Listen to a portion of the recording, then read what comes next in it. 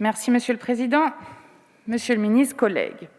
Chez nous, l'eau est un accident.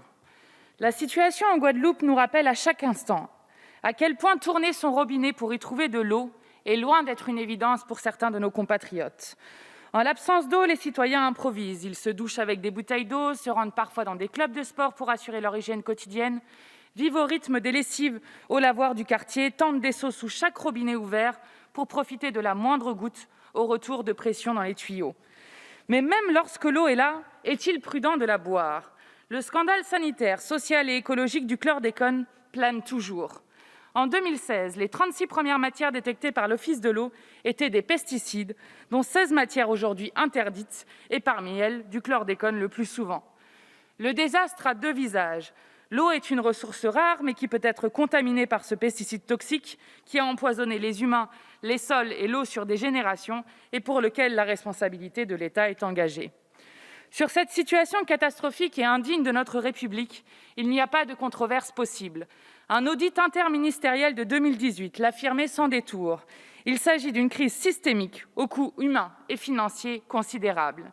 Si catastrophique que, là-bas, le mètre cube d'eau est facturé un tiers plus cher qu'ici. Si catastrophique que pour 100 mètres cubes d'eau captés dans les rivières, seuls 40 mètres cubes parviennent en moyenne à être distribués à la population, alors que la Guadeloupe dispose de 2 fois plus d'eau douce par habitant que la France hexagonale. 100 mètres cubes captés contre 40 mètres cubes distribués, mais où est passée l'eau ? Dans la nature, collègues. Pour cela, on peut remercier les responsabilités de Veolia qui a sous-investi dans la réparation des fuites et des canalisations pendant des décennies, plongeant ainsi 400 000 personnes dans une situation de stress hydrique et d'immense détresse. Et où est passé l'argent ? Veolia passe d'un excédent budgétaire de 18 millions d'euros entre 2000 et 2007 à un déficit de plus de 100 millions d'euros sur la période 2010-2015, avec des réseaux laissés à l'abandon. Veolia et le SIAG laissent derrière eux une dette immense. Les Guadeloupéennes et Guadeloupéens n'en peuvent plus. Ils sont lassés de souffrir de ces manœuvres.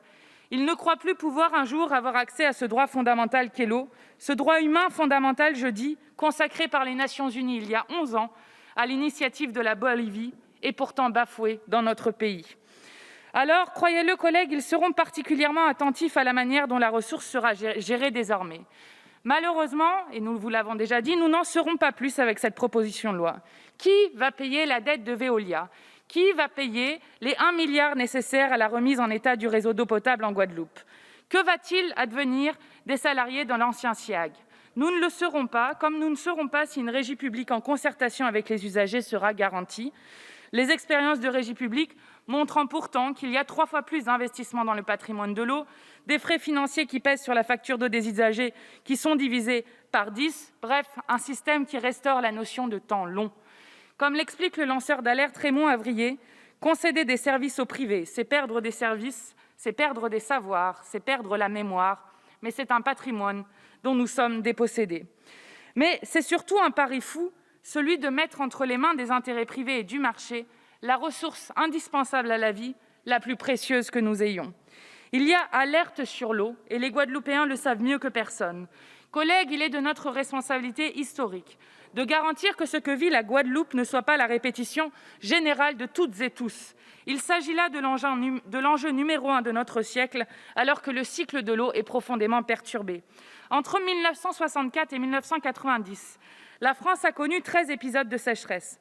Entre 1991 et 2015, elle culmine à 62 épisodes de sécheresse. La qualité de l'eau est en danger, polluée notamment par notre modèle productiviste agricole. L'eau est gaspillée, si bien que les fuites représentent la consommation annuelle de 18,5 millions d'habitants par an. L'eau, à certains endroits, est pillée par des multinationales. Collègues, en un peu plus de 15 jours, la France insoumise, avec différentes organisations politiques, associatives et syndicales, a fait voter près de 300 000 personnes partout sur le territoire sur le sujet fondamental qu'est l'eau. Les citoyens et citoyennes étaient invités à répondre à la question suivante : êtes-vous favorable à l'inscription dans la Constitution française du droit à l'eau et à l'assainissement, à protéger l'eau et à interdire son accaparement par les multinationales ? 99,61% des votants ont répondu oui. Les citoyens ont compris l'alerte mieux que ceux qui nous gouvernent. Nos compatriotes de Guadeloupe méritent que vous vous y intéressiez avec d'autant plus de sérieux qu'il s'agit de leur vie. Nous nous abstiendrons sur ce texte. la colère des Guadeloupéens et Guadeloupéennes ne saurait être tarie avec cette proposition de loi. Je vous remercie.